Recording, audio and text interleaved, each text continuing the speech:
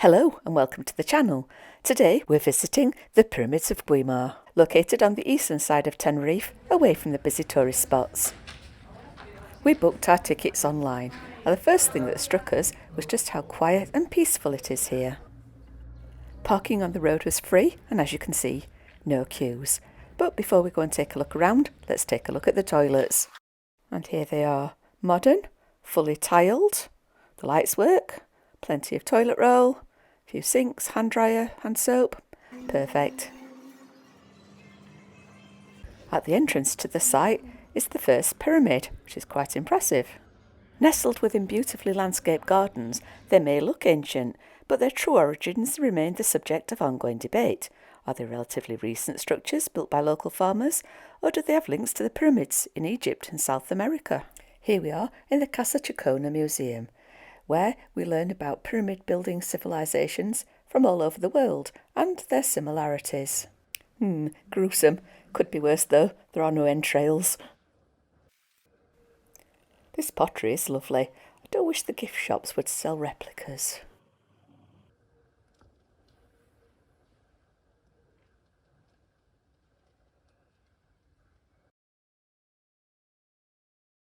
Outside and to the rear of the museum is this panoramic terrace. Set against a backdrop of the volcanic hills with the views towards the Atlantic Ocean, this site is home to the stepped stone structures known as the Pyramids of Güímar. At one time there were 9 pyramids in the area, although only 6 survive today. As well as the pyramids themselves, the site features a museum, an auditorium showing presentations about the pyramids, a gift shop and a café. Here is a model of the Ra-2, the reed papyrus boat that Thor Heyerdahl and his crew sailed from Morocco to Barbados in 1970. And here we are at the auditorium, a large modern space with comfortable seating and speakers in the headrests where you can choose which language to listen to. The presentation gives details of the history of the pyramids and the involvement of Thor Heyerdahl and his theory that ancient civilizations may have had contact through ancient seafaring. When I came here the first time, I was struck by the pyramids, but even more so by the platform between them. The local people of Guimar had known about the pyramids for generations, seeing them simply as part of the landscape. But the story took an international turn in the early 1990s, when the site caught the attention of Norwegian explorer and ethnographer Thor Heyerdahl. By then, Heyerdahl was already world famous for a series of remarkable experimental voyages from 1947 to 1978, designed to test whether ancient people could have crossed vast oceans using technology available to them at the time, and exploring possible ancient trade routes linking early civilizations. Underlying all of Heyerdahl's work was a broader theory that ancient maritime contact may have been far more extensive than historians traditionally believed. He pointed to similarities between distant cultures, including stepped pyramids, monumental stone construction, and shared mythological motifs found in regions separated by vast oceans, from South America to North Africa. Heyerdahl wasn't suggesting that the structures such as the pyramids of Egypt and the Americas were built by the same people. Rather, he proposed that ideas, technologies, and cultural influences may have spread between distant societies through ancient seafaring. His expeditions were not intended to prove that such contact definitely occurred, but to show that ancient peoples possessed the technology and skills needed to make these remarkable journeys. When he learned about the pyramids here in Guimar in the early 1990s, he became fascinated by their step design and possible astronomical alignments. He believed they deserved serious study and could form part of a broader story about ancient navigation and cultural connections, and he was responsible for bringing them to worldwide attention.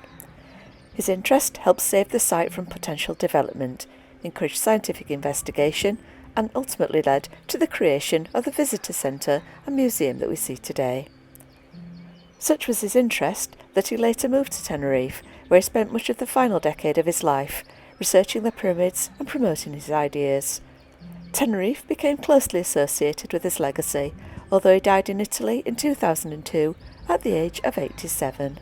Following extensive archaeological investigations carried out during the 1990s, the site was officially opened to the public in 1998 as the ethnographic park of the Pyramids of Güímar. As the excavations uncovered only 19th century artefacts in and around the structures, archaeologists concluded that the pyramids could be dated no earlier than the 1800s. The prevailing interpretation is that they were built by local farmers using volcanic stones cleared from the surrounding fields. However, researchers also found that the structures were carefully planned and deliberately built rather than being simple piles of discarded rock. If these structures are only around 220 years old, some of the locals must know whose ancestors had too much time on their hands. Today, visitors can explore both the pyramids and the exhibitions dedicated to Thor Heyerdahl's voyages and research. Whether you see the pyramids as agricultural structures, archaeological curiosities, or part of a larger mystery, the site remains one of Tenerife's most thought-provoking attractions. Just up from the pyramids are some clean modern toilets. These facilities are very similar to those at the entrance. Plenty of toilet paper, fully tiled, hand soap and a hand dryer. Just up from the toilet block is the first building housing the exhibition entitled Colonising Polynesia. The exhibition explores the rapid colonisation of large swathes of the Pacific Ocean. There are models of the boats that were used to get between the islands and artefacts that were left behind.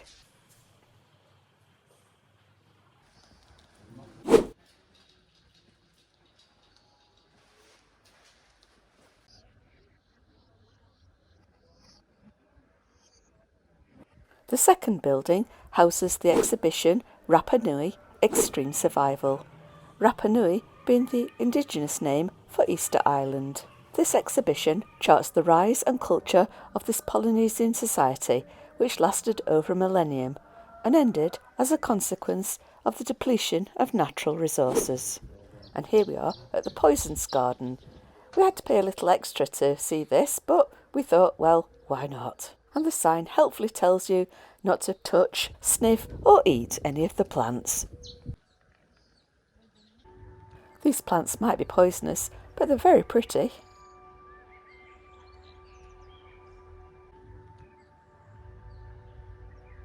This is the only plant in the whole garden with a cage around it, so you know it must be bad. This plant produces the poison ricin, which was used to kill Bulgarian dissident writer Guimar in 1978.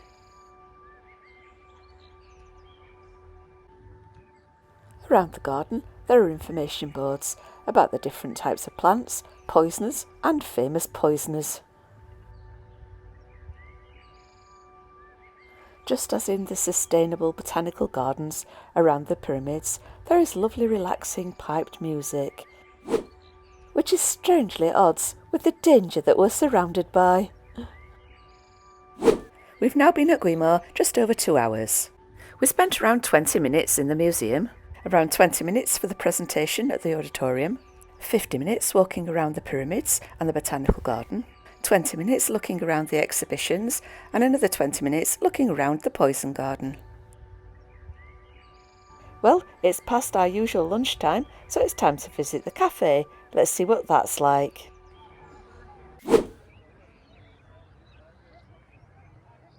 Here's the exit through the gift shop, although you can go get something to eat and come back in with your ticket. The gift shop sells clothing, trinkets, souvenirs and local foodstuffs. We bought some banana vinaigrette, which I can heartily recommend.